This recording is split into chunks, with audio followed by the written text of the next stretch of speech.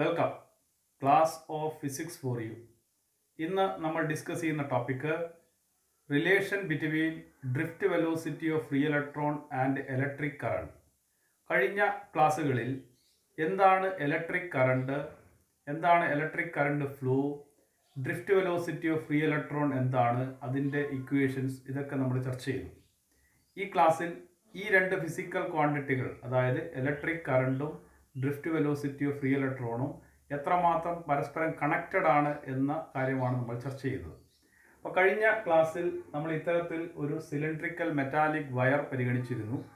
ആ cylindrical metallic വയറിൻ്റെ രണ്ട് എൻഡുകളിൽ ഒരു external power source, V potential ഉള്ള ഒരു എക്സ്റ്റേണൽ പവർ സോഴ്സ് കൊടുക്കുമ്പോൾ ആ പവർ സോഴ്സിൽ നിന്ന് അതിന് കറസ്പോണ്ടിങ് ഒരു ഇലക്ട്രിക് ഫീൽഡ് ഉണ്ടാവും, ഫ്രം പോസിറ്റീവ് ടു നെഗറ്റീവ്.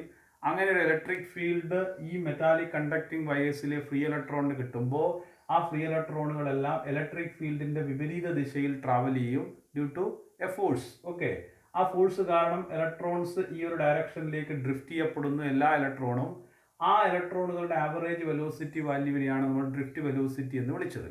അങ്ങനെ ഇലക്ട്രോൺ ഒരു പെർട്ടിക്കുലർ ഡയറക്ഷനിലേക്ക് ഫ്ലോ ചെയ്യുമ്പോൾ ഒരു സെക്കൻഡിൽ എത്ര മാഗ്നിറ്റ്യൂഡ് ഓഫ് ചാർജ് ഫ്ലോ ചെയ്യുന്നു എന്ന വാല്യൂ ആണെന്ത്, ഇലക്ട്രിക് കറണ്ട്. ഓക്കെ, അപ്പോൾ ഇത്രയും കാര്യങ്ങൾ നമ്മൾ കഴിഞ്ഞ ക്ലാസ്സിൽ ചർച്ച ചെയ്തതാണ്. ഈ ചർച്ച ചെയ്ത ഡ്രിഫ്റ്റ് വെലോസിറ്റി ഓഫ് ഫ്രീ ഇലക്ട്രോണും ഇലക്ട്രിക് കറണ്ടും പരസ്പരം എത്രമാത്രം കണക്റ്റഡ് ആണ് എന്ന് തെളിയിക്കുന്ന റിലേഷൻ നമുക്കിവിടെ ഡിറൈവ് ചെയ്യാം. അപ്പോൾ നിങ്ങൾക്ക് വ്യക്തമായി ഈ രണ്ട് ക്വാണ്ടിറ്റികൾ തമ്മിലുള്ള ബന്ധം കൃത്യമായിട്ട് മനസ്സിലാവും. Here consider the same metallic conducting wire has length L and area of cross section. That is, this is a cylindrical metallic conducting wire. The cross section area is circle. Okay. Then the metallic conducting wire connecting with the external source of potential V, which provide an electric field that is equal to E. Due to this field, there is an electric current flows due to the electrons drifted towards opposite to the direction of external electric field. Here there is a new physical quantity, that is small letter n, number density, number of electrons per unit volume. That means how much number of electron concentrated in 1 unit volume of this metallic conductor. This whole metallic conductor consists as a particular volume. The whole volume concentrated in particular number of electrons. Then how much number of electron concentrated per unit volume എന്ന് വെച്ചാൽ ഒരു unit വോളിയത്തിൽ എത്ര number of ഇലക്ട്രോണുകൾ ഉൾപ്പെടുന്നു എന്നതാണ് ഈ number density എന്നുകൊണ്ട് ഉദ്ദേശിക്കുന്നത്. അപ്പോൾ ഈ ഒരു മെറ്റാലിക് കണ്ടക്ടറിന് എത്രയോ മാഗ്നിറ്റ്യൂഡ് വോളിയം ഉണ്ടാവും. ആ ഹോൾ മാഗ്നിറ്റ്യൂഡ് വോളിയത്തിൽ എത്രയോ നമ്പർ ഓഫ് ഇലക്ട്രോൺ ഉണ്ടാകും. എങ്കിൽ ഒരു യൂണിറ്റ് വോളിയത്തിൽ എത്രമാത്രം നമ്പർ ഓഫ് ഇലക്ട്രോൺസ് അടങ്ങിയിരിക്കുന്നു എന്നുള്ളതാണ് നമ്പർ ഡെൻസിറ്റി എന്നുകൊണ്ട് ഉദ്ദേശിക്കുന്നത്.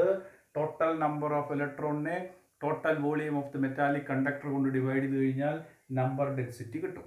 ഓക്കെ, ഇപ്പോൾ 100 നമ്പർ ഓഫ് ഇലക്ട്രോൺസ് ഉണ്ടെന്ന് വിചാരിക്കുക. ഓക്കെ, ആ 100 number of electrons 5 metre cube volume ഉള്ള ഒരു ഹോൾ മെറ്റാലിക് കണ്ടക്ടറിലാണ് ഉള്ളതെങ്കിൽ 5 മീറ്റർ ക്യൂബ് വോളിയത്തിൻ്റെ ഉള്ളിലാണ് 100 നമ്പർ ഓഫ് ഇലക്ട്രോൺസ് കോൺസെൻട്രേറ്റ് ചെയ്ത് കിടക്കുന്നതെങ്കിൽ അതിൻ്റെ ഓരോ 1 മീറ്റർ ക്യൂബ്, നമ്മൾ 5 മീറ്റർ ക്യൂബിനെ 1 മീറ്റർ ക്യൂബ് 1 മീറ്റർ ക്യൂബിനെ 5 പാർട്ടാക്കാലോ. ആ ഓരോ 1 മീറ്റർ ക്യൂബ് വോളിയത്തിൽ മൊത്തം 100ൽ നിന്ന് എത്ര എമൗണ്ട് ഓഫ് ഇലക്ട്രോൺസ് വെച്ചുണ്ട് എന്ന് ചോദിച്ചു കഴിഞ്ഞാൽ total number of electron 100 divided by 5 എത്ര വെച്ച് വരും? 20 number of electrons per unit volume. ഒരു യൂണിറ്റ് വോളിയത്തിൽ 20 നമ്പർ ഓഫ് ഇലക്ട്രോൺസ് വെച്ചുള്ളത് കൊണ്ട് അങ്ങനെ 5 മീറ്റർ ക്യൂബ് വോളിയത്തിൽ 100 നമ്പർ ഓഫ് ഇലക്ട്രോൺസ് കോൺസെൻട്രേറ്റ് ചെയ്ത് കിടക്കുന്നു. അപ്പോൾ ഒരു യൂണിറ്റ് വോളിയത്തിലെ നമ്പർ ഓഫ് ഇലക്ട്രോൺസ് എത്ര എന്ന് കാൽക്കുലേറ്റ് ചെയ്യാൻ ഈ നമ്പർ ഡെൻസിറ്റി എന്ന് പറയുന്ന ക്വാണ്ടിറ്റി നമുക്ക് കിട്ടും. That is number of electrons per unit volume. അപ്പോൾ ഇവിടെ നമ്മൾ ഇങ്ങനെ ഒരു എക്സ്റ്റേണൽ പവർ സോഴ്സ് കൊടുക്കുമ്പോൾ ഈ മെറ്റാലിക് കണ്ടക്ടിങ് വയേഴ്സിൽ നിന്ന് എത്ര മാഗ്നിറ്റ്യൂഡ് ഓഫ് ചാർജുകളാണ് ഡ്രിഫ്റ്റ് ചെയ്യപ്പെടുന്നത്, അത് എത്ര കൂളം ഓഫ് ചാർജ് ഉണ്ട് എന്ന് നമുക്ക് കാൽക്കുലേറ്റ് ചെയ്ത് കിട്ടിക്കഴിഞ്ഞാൽ ആ ഡ്രിഫ്റ്റിങ്ങിന് കറസ്പോണ്ടിങ് ആയിട്ട് എത്ര മാഗ്നിറ്റ്യൂഡ് ഓഫ് കറണ്ട് ഫ്ലോ ഉണ്ടായി എന്നുള്ളത് നമുക്ക് കണ്ടുപിടിക്കാം. അപ്പോൾ ഒരു ഇലക്ട്രോണിൻ്റെ ചാർജ് നമുക്കറിയാം. എത്ര നമ്പർ ഓഫ് ഇലക്ട്രോൺസ് ഉണ്ടെന്ന് കിട്ടിക്കഴിഞ്ഞാൽ ക്വാണ്ടൈസേഷൻ റൂൾ ഉപയോഗിച്ചുകൊണ്ട് നമുക്ക് എന്ത് കാണാം? ടോട്ടൽ മാഗ്നിറ്റ്യൂഡ് ഓഫ് ചാർജ് കാണാം. അപ്പോൾ ഇവിടെ per unit volume number of electrons small letter n ആണ്. ഒരു യൂണിറ്റ് വോളിയത്തിൽ n നമ്പർ ഓഫ് ഇലക്ട്രോൺസ് ഉള്ള ഒരു മെറ്റാലിക് കണ്ടക്ടറാണ് നമ്മൾ പരിഗണിച്ചത്. That means number density of this metallic conductor is small letter n. എങ്കിൽ ഈ മെറ്റാലിക് കണ്ടക്ടിങ് സിലിണ്ടറിക്കൽ വയറിൻ്റെ ടോട്ടൽ വോളിയം നമുക്കറിയാമെങ്കിൽ ഈ ടോട്ടൽ വോളിയത്തിൻ്റെ ഉള്ളിലുള്ള ടോട്ടൽ നമ്പർ ഓഫ് ഇലക്ട്രോൺസിൻ്റെ എണ്ണം നമുക്ക് കിട്ടും. അപ്പോൾ എങ്ങനെ നമ്മൾ total volume of this metallic conductor കണ്ടുപിടിക്കും? ലെങ്ത് ഇവിടെ തന്നിട്ടുണ്ട്, ക്രോസ് സെക്ഷൻ ഏരിയ തന്നിട്ടുണ്ട്. അപ്പോൾ ഇത്തരത്തിലുള്ള സർക്കുലർ ക്രോസ് സെക്ഷൻ ഏരിയ ഈ എൻഡ് മുതൽ ഈ എൻഡ് വരെയുള്ള ഹോൾ നമ്മൾ എടുത്തു കഴിഞ്ഞാൽ എന്തായി? ടോട്ടൽ വോളിയം ആയില്ലേ? That is area of cross section into length of the cylindrical part, that is equal to the volume of the cylindrical part. അപ്പോൾ നമുക്ക് എന്ത് കിട്ടും? Volume of the conductor is equal to AL. നമ്മൾ സിലിണ്ടറിക്കലിൻ്റെ volume കണ്ടുപിടിക്കുന്ന equation pi R square. Pi R square എന്ന് പറഞ്ഞാൽ എന്താ? ഈ സർക്കുലർ ക്രോസ് സെക്ഷൻ്റെ ഏരിയ. ദെൻ ആ ഒരു എൻഡ് മുതൽ ഈ ഒരു എൻഡ് വരെ എൽ നീളത്തിൽ അത്രയും പൈ ആർ സ്ക്വയറുകളുണ്ട്. ദെൻ അത് ഹോൾ വോളിയം എടുത്തു കഴിഞ്ഞാൽ pi R square into L. അത് തന്നെയാണ് നമ്മളിവിടെ area of cross section into L എഴുതിയിരിക്കുന്നത്. ഓക്കെ, അപ്പോൾ volume of the cylindrical conducting wire that's equal to area of cross section into L. ഏത് ഷേപ്പിലുള്ളതായിക്കോട്ടെ, total volume of the conductor is equal to എന്ത് കിട്ടും? Area of cross section into L. ഒരു unit വോളിയത്തിൽ n number of electrons concentrate ചെയ്ത് കിടക്കും. ഈ ഒരു മെറ്റാലിക് കണ്ടക്ടറിൻ്റെ ടോട്ടൽ വോളിയം AL ആണ്. എങ്കിൽ AL വോളിയത്തിൻ്റെ ഉള്ളിൽ എത്ര നമ്പർ ഓഫ് ഇലക്ട്രോൺസ് ഉണ്ടാകും? വളരെ സിമ്പിളായിട്ട് നമുക്ക് പറയാമല്ലോ. ഒരു യൂണിറ്റ് വോളിയത്തിൽ n നമ്പർ ഓഫ് ഇലക്ട്രോൺസ് ഉണ്ടെങ്കിൽ AL വോളിയത്തിൽ എത്ര നമ്പർ ഓഫ് ഇലക്ട്രോൺസ് ഉണ്ടാവും? n ഇൻറ്റു AL കണ്ടാൽ പോരെ. ഓക്കെ, അപ്പോൾ total number of free electrons in this metallic conductor has length L and area of cross section is number of electrons per unit volume into total volume of the conductor, that is we get n into AL. Then ഇത്രയും number of electrons ഈ metallic കണ്ടക്ടറിലുണ്ട് എങ്കിൽ എത്ര magnitude of charge ആ metallic കണ്ടക്ടറിലൂടെ ഒഴുകും?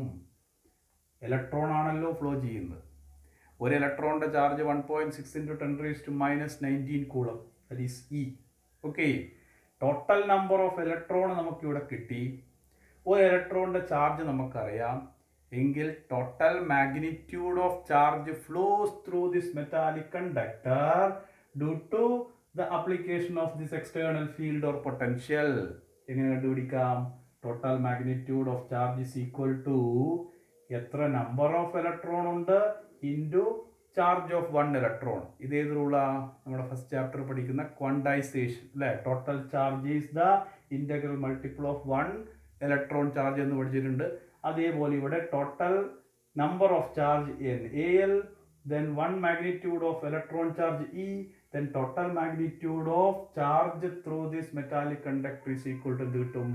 Q, that is equal to NAL into E.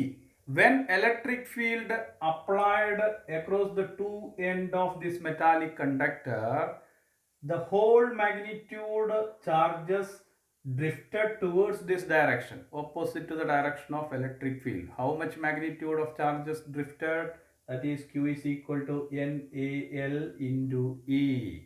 These magnitude of charges towards this direction, then there is an amount of current flow due to the flow of electron from positive terminal to negative terminal.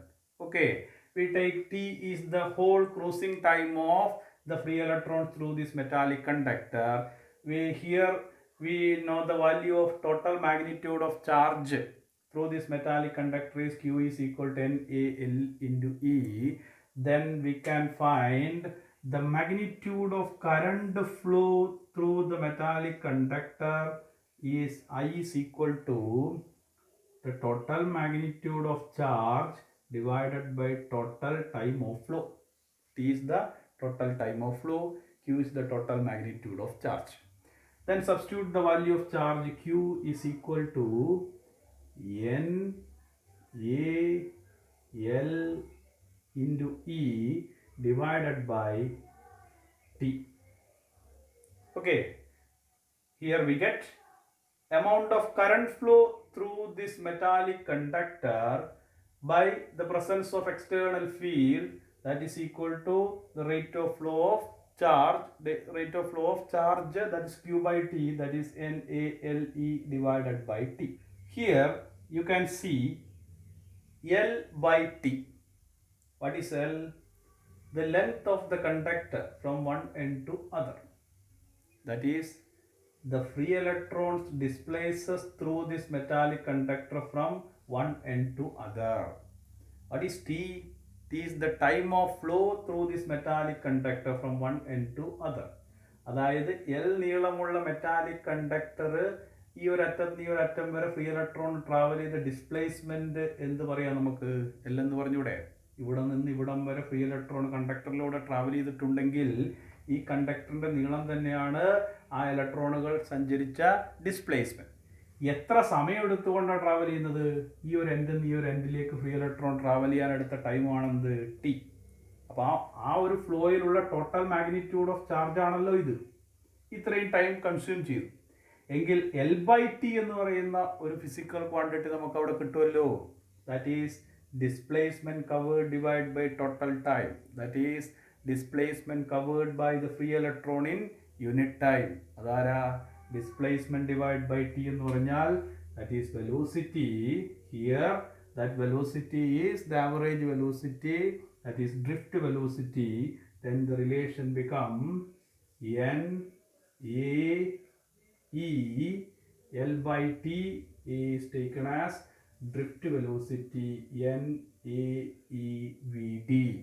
Okay, so what is the relation connecting electric current and drift velocity?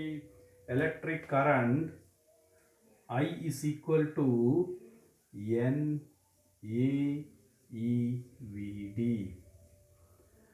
Electric current through a metallic conductor depends number of electrons per unit volume. That is material natural. A area of cross section, E ഇലക്ട്രോണിൻ്റെ charge, അത് constant value ആണ്. പിന്നെ drift velocity. അപ്പോൾ drift velocity വളരെ കൂടുതലാണെങ്കിൽ അതിലൂടെയുള്ള current flow കൂടുതലായിരിക്കും. അപ്പോൾ നമ്മൾ കഴിഞ്ഞ ക്ലാസ്സിൽ ഡ്രിഫ്റ്റ് വെലോസിറ്റിയുടെ റിലേഷനിൽ കണ്ടു, എക്സ്റ്റേണൽ സെല്ലിൻ്റെ പൊട്ടൻഷ്യൽ കൂടുതലാണെങ്കിൽ ഇലക്ട്രിക് ഫീൽഡിൻ്റെ വാല്യൂ ഹൈ ആയിരിക്കും. ഇലക്ട്രിക് ഫീൽഡ് കൂടുതൽ കിട്ടുമ്പോൾ ഇലക്ട്രോൺ ഇങ്ങോട്ടേക്കുള്ള പുള്ളിംഗ് ഫോഴ്സ് ക്യൂഇയുടെ വാല്യൂ കൂടും, വെലോസിറ്റി റേസ് ചെയ്യും. വെലോസിറ്റി കൂടുമ്പോൾ അതിന് കറസ്പോണ്ടിങ് ആയിട്ട് ഒരു സെക്കൻഡിൽ ഫ്ലോ ചെയ്ത മാഗ്നിറ്റ്യൂഡ് ഓഫ് ചാർജ് കൂടുമല്ലോ. അപ്പോൾ ഇലക്ട്രിക് കറണ്ടിൻ്റെ value is directly proportional to എന്തെന്ന് പറയാം? Drift velocity of free electron. അപ്പോൾ this is the relation connecting the electric current and drift velocity of free electron. That is electric current is directly proportional to drift velocity. അപ്പോൾ നമുക്കിവിടെ തന്നെ electric കറണ്ടും drift വെലോസിറ്റിയും തമ്മിലുള്ള ബന്ധം പറഞ്ഞ പോലെ current ഡെൻസിറ്റിയും drift വെലോസിറ്റിയും തമ്മിലുള്ള ബന്ധം എന്താണെന്നും പറയാം. കാരണം നമുക്ക് ഇതേ റിലേഷൻ കണക്ട് ചെയ്ത് പോകാൻ പറ്റുന്നതാണെന്ത്? Current density. അപ്പോൾ എന്താണ് current density? The magnitude of current flows perpendicular per unit area of cross section of a conductor ആണ് അല്ലേ? That is current density, not current I. Current density J is equal to total magnitude of current divided by total area of cross section. The current flows per unit area normally through the conductor and the current density, that is J equal to I by A. Substitute the value of current here, then I is equal to NaeVd divided by E. Area of cross section cancel. Current density J is equal to NeVd. Current density is also depend the drift velocity. Current density is also directly proportional to drift velocity, because as the drift velocity increases, the current is also increases, then also the current density increases. But current density is independent area of cross section. Here current depend area of cross section, but current density is independent of area of cross section. Both current and current density directly proportional to drift velocity. Okay, here we discussed the relation connecting electric current and drift velocity, and also current density and drift velocity.